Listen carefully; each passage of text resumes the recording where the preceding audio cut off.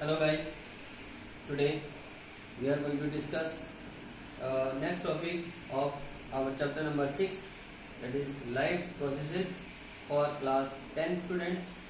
And in our previous classes we have come to know about digestive system, nutrition means respiratory system, and transport in case of plants by the help of xylem and phloem.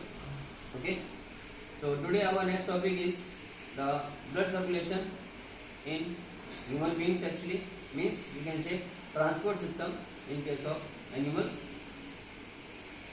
जहाँ तक animals की बात है, हम बात करते हैं पहले ह्यूमन बींग्स की.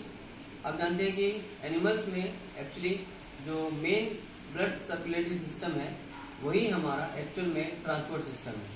वैसे तो बॉडी के अंदर कई सारी चीज़ें इधर से उधर ट्रांसपोर्ट की जाती हैं, और उन चीज़ों को ट्रांसपोर्ट करने के लिए जो मेनली रिस्पॉन्सिबल है वो ब्लड सर्कुलेटरी सिस्टम, और उसके साथ साथ उसके असिस्टेंस के लिए, उसके हेल्प के लिए एक और लिम्फेटिक सिस्टम दूसरा पाया जाता है. ठीक है, तो जो ब्लड सर्कुलेटरी सिस्टम है उसमें बात करते हैं पहले ब्लड की, क्योंकि ब्लड ही वो कंपोनेंट है जो उस ब्लड सर्कुलेटरी सिस्टम में एक मेजर रोल प्ले करता है, और इसके थ्रू बहुत सारी ज़रूरी काम हमारी बॉडी के अंदर पूरे हो पाते हैं. So let's see our today's topic for class 10 students, and this topics are what is blood and blood components and functions of blood. Okay, देखिए ब्लड एक्चुअली एक फ्लूइड कनेक्टिव टिश्यू है. तो ब्लड की definition, blood is a fluid connective tissue which is responsible to transport many things in our body, within our body. Okay, blood में एक red colour का pigment पाया जाता है जिसको हम रेस्पिरेटरी पिगमेंट भी कह सकते हैं, और उसका नाम है हीमोग्लोबिन. ठीक है, तो ब्लड में हीमोग्लोबिन की वजह से ब्लड का कलर हम कह सकते हैं रेड कलर का ब्लड होता है generally, due to presence of a respiratory pigment. अब जो ब्लड है, ब्लड के अंदर एक्चुअल में 4 मेजर कंपोनेंट्स पाए जाते हैं. एक तो plasma, second RBCs, second third डब्ल्यूबीसीज, and fourth platelets. Okay, so let us discuss all these 4 components of blood in little detail. ठीक है, प्लाज्मा एक्चुअली ब्लड का एक लिक्विड कंटेंट है. लिक्विड जो पार्ट है ब्लड का वो प्लाज्मा कहलाता है, और इस प्लाज्मा में भी लगभग 90% वाटर होता है, और उसके साथ साथ कुछ और डिजॉल्व मटेरियल्स जैसे carbohydrates, amino acids, proteins etcetera, कुछ सॉल्ट्स, मिनरल्स. तो ये सारी चीजें उस प्लाज्मा के अंदर कुछ हद तक डिजॉल्व पाई जाती हैं, बट 90% प्लाज्मा के अंदर वाटर होता है. ठीक है, और ये जो प्लाज्मा है ये ब्लड का लगभग 55% बनाता है. जो कंपोजिशन है उसमें लगभग 55% ब्लड में प्लाज्मा होता है. राइट, देखिए प्लाज्मा का अगर मैं बात करूं तो प्लाज्मा का बेसिकली काम होता है कि जो CO2 है, एक्चुअली जो CO2 सेल से फूड ऑक्सीडेशन के बाद रिलीज होती है, वो CO2 को ब्रीथ आउट कराने में प्लाज्मा उस CO2 को वहां सेल से लेकर लंग्स तक पहुंचाता है, एल्यूलाई तक पहुंचाता है. चलिए अब बात करते हैं आरबीसी की. आरबीसी मतलब रेड ब्लड कॉर्पोसेल्स या रेड ब्लड सेल्स भी हम इनको कह सकते हैं, और आरबीसी का दूसरा नाम है इरिथ्रोसाइट्स.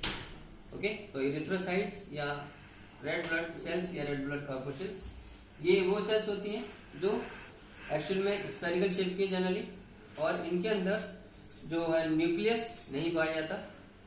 ओके, और आरबीसी में न्यूक्लियस ना होने की वजह से इनका जो फॉर्मेशन है वो दिन में हम ये मान सकते हैं कि हमारे पर डे करीब 3 मिलियन आरबीसी खत्म हो जाती हैं शरीर के अंदर स्पॉन्टेनियसली, और उसका लगभग 4 गुना ये खुद ब खुद डेली मैन्युफैक्चर होती रहती है बॉडी के अंदर, हमारे ह्यूमन बॉडी में. बोन मैरो के केस में, बोन मैरो में तो बेसिकली अगर हमें किसी को ब्लड डोनेट करना पड़ता है तो उसकी रिकवरी हम विद इन ए डे हम आसानी से कर लेते हैं. So there is no loss in donating blood. At least 3 महीने में लगभग एक बार तो आप आसानी से कर सकते हैं.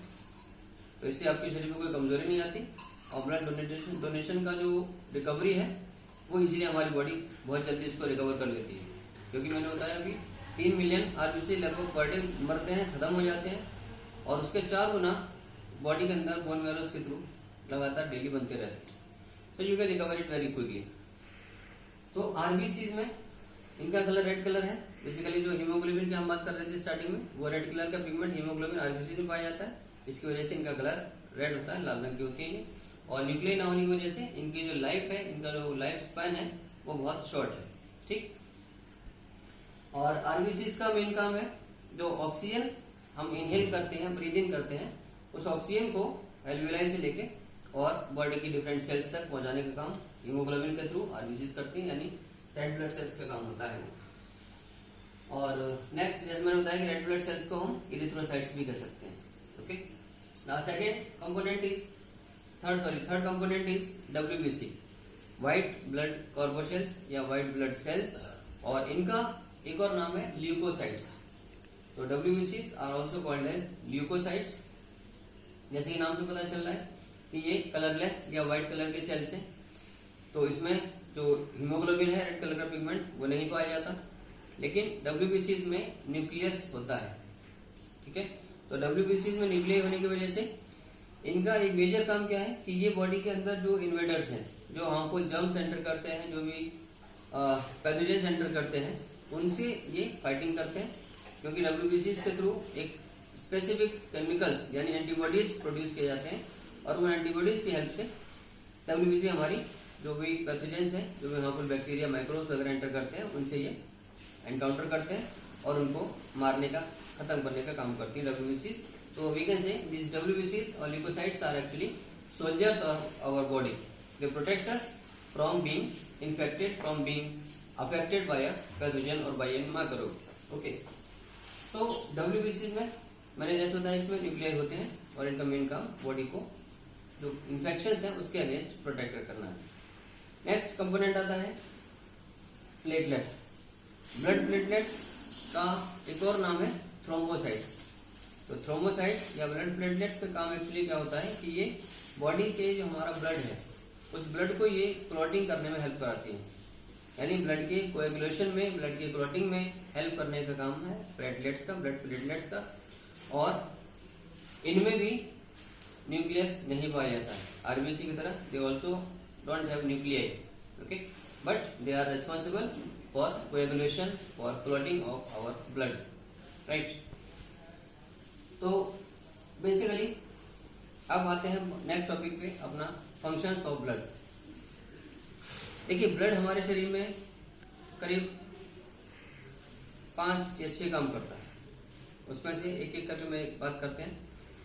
पहला काम है कि ब्लड के जरिए जो ऑक्सीजन है उसका इंपोर्ट किया जाता है, यानी वो जो इनहेलेशन के दौरान जो एयर मिक्सचर हमारे लंग्स तक, हमारे एल्वियोलाई तक पहुंचता है, उसको वहां से ऑक्सीजन को लेकर ब्लड का, जैसे मैंने बताया हीमोग्लोबिन, ये उसको एल्वियोलाई से लेके और बॉडी की डिफरेंट सेल्स तक ब्लड को सर्कुलेट करता है, ट्रांसपोर्ट कर देता है। तो ब्लड के जरिए एक तो ऑक्सीजन का कंडक्शन होता है, सेकंड फंक्शन कि जो CO2 है, कार्बन डाइऑक्साइड है, उसका भी ट्रांसपोर्टेशन ब्लड के थ्रू चलता है। जैसा अभी हमने बात की कि प्लाज्मा जो है वो सेल से CO2 को लेके जो फूड ऑक्सीडेशन का एक प्रोडक्ट है वहां से लेकर उसको एल्वियोलाई तक लाता है, और वहां से इस तरीके से वो CO2 एक्सहेल कर दी जाती है बॉडी से बाहर। तीसरा, ब्लड के थ्रू कई सारे जो डिजोल्व सब्सटेंसेज हैं, जो वैसे डाइजेस्टेड फूड पार्टिकल्स हैं, एब्जॉर्ब फूड पार्टिकल्स हैं, वो भी बॉडी में एक जगह से दूसरी जगह पहुंचाए जाते हैं ब्लड के जरिए। Next fourth function is blood के जरिए जो हार्मोन्स हैं उनका भी डायरेक्ट इधर से उधर ट्रांसपोर्ट चलता है, क्योंकि आप जानते हैं कि जो हार्मोन्स हैं, जो एंडोक्राइन ग्लैंड्स हैं, वो हार्मोन्स को रिलीज करते हैं डायरेक्टली ब्लड स्ट्रीम के अंदर, because they are ductless glands. तो एंडोक्राइन ग्लैंड्स को कोई डक्ट नहीं होती, उनके जो सिक्रीशंस है, उनके जो हार्मोन्स है, they are directly released into blood stream, and through blood circulation they get transferred from one place to the next place to their action place, right. तो नेक्स्ट इज ब्लड। जैसा अभी हमने WBCs के case में देखा कि blood हमें बीमारियों से लड़ने की ताकत देता है, यानी ये हमारी इम्यूनिटी को स्ट्रॉन्ग करता है। तो जितना ज्यादा ब्लड में एंटीबॉडीज है या जितनी WBCs ज्यादा बनेंगी, उतना हमारी इम्यूनिटी को भी सपोर्ट मिलता है और हम उन जर्म से, उन पैथोजन से सेफ रहते हैं। Okay, we can be protected because of the great number of WBCs and antibodies, right. और नेक्स्ट फंक्शन है कि ब्लड के थ्रू हमारी बॉडी का जो टेम्परेचर है, we are warm blooded, we human beings are homeotherms, तो ब्लड के जरिए हमारी बॉडी का जो होम्योस्टेसिस है उसको भी मेंटेन किया जाता है। हमारी बॉडी का जो टेम्परेचर है उसके रेगुलेशन में भी ब्लड का काफी इंपॉर्टेंट रोल है। So guys, I hope you understood now the introduction regarding human blood circulatory system, and in our next class we will discuss how blood gets transported in our body. How is blood circulated in our body? So we will see in our next class. Till then, keep yourself safe, keep watching videos, and keep studying honestly at home. Thank you. God bless you.